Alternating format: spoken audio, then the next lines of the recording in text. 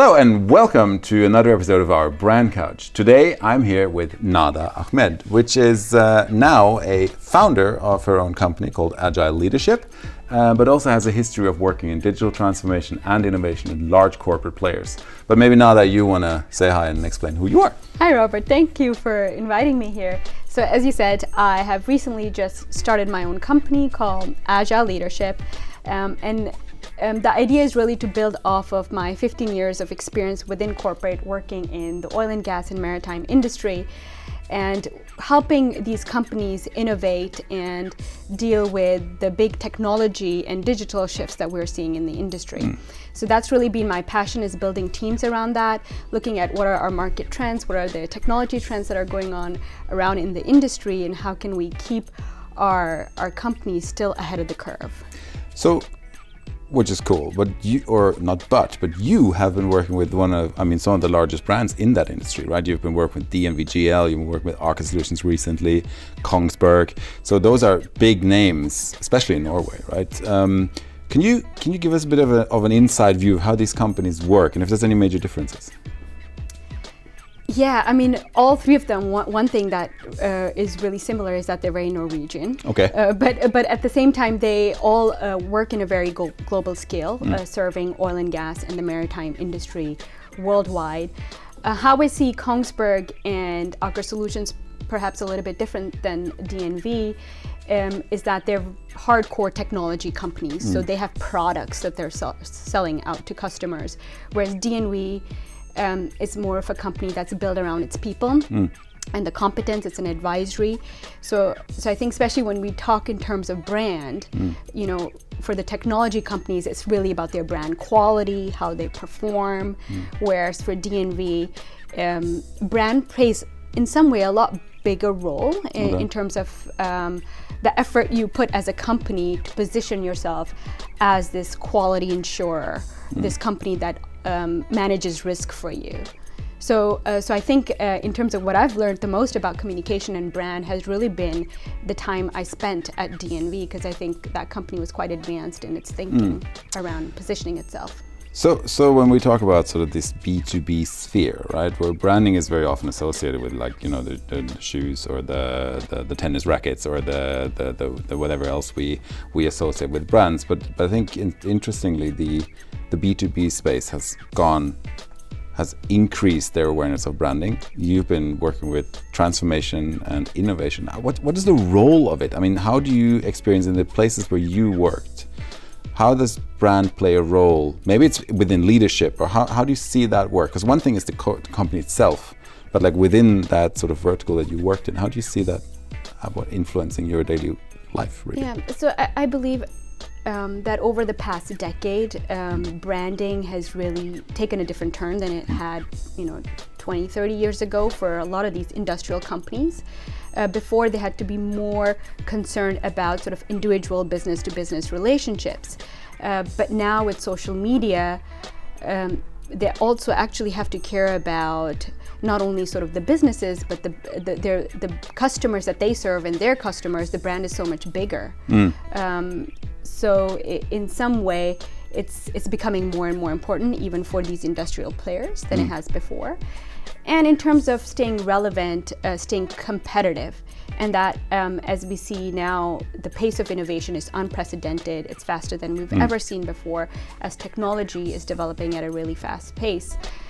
And for these companies to stay relevant, they have to keep up with the pace, and they have to show themselves as being these innovative companies, that they're still relevant for their customers, because as we see in many other industries, a smaller startup can come and disrupt their business or suddenly take over the market, because now the technology is available for them to do it. Yeah.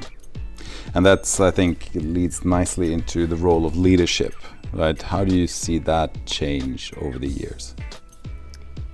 So what we've seen now is that previously the brands that we knew, the big brands like Coca-Cola, you didn't know who was the CEO, who were the leaders at the top. But because of the influence of social media, now often we have these brand ambassadors, either someone in the leadership or someone who works with that company who's coming more and more to starting to represent that brand. So there's definitely that shift that's going on that I'm sure that you guys are seeing in your work too.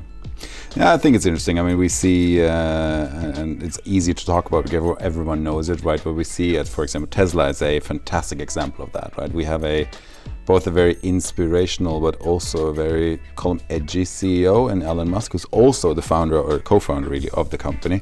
But he's doing things that are not always in the best interest of the shareholders, right? And that makes it extremely difficult to navigate as a brand ambassador, as you call them, or as a leader in the space today, because you never really know, right? It's like it's really difficult to know when to attach yourself to a brand and when you're not. When you're not a person like Elon Musk, who does essentially whatever he wants, clearly, right?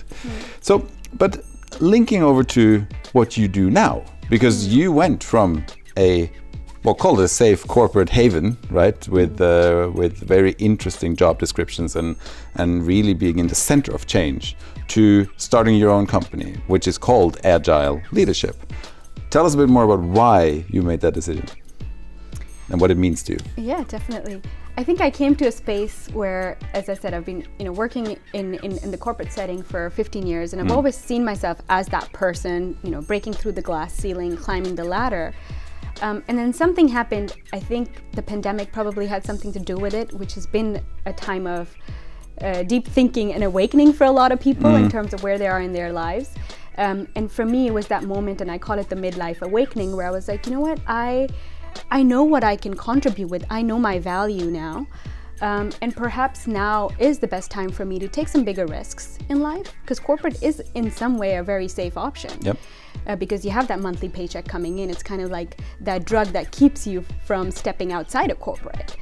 And so I felt like it's still relatively less risky for me to take that risk now than 10 years from now, to actually see if I can disrupt myself and apply all this that I apply in corporate in terms of innovation and transformation. Can I reinvent myself? And in some ways, one of my mentors said to me, it's about kind of stop thinking about building my CV, but building my career. So, nice. So I think that was really the thinking, was can I use all these things on myself? Yeah. Okay, now you said so many things that I have to go back to, and I'm going to write down because I'm going to use them later. Midlife awakening, love that. Disrupt yourself and building your own career, not your CV, right? Those are, I think, just those 4 sentences, or 3 really, are already key takeaways from this talk.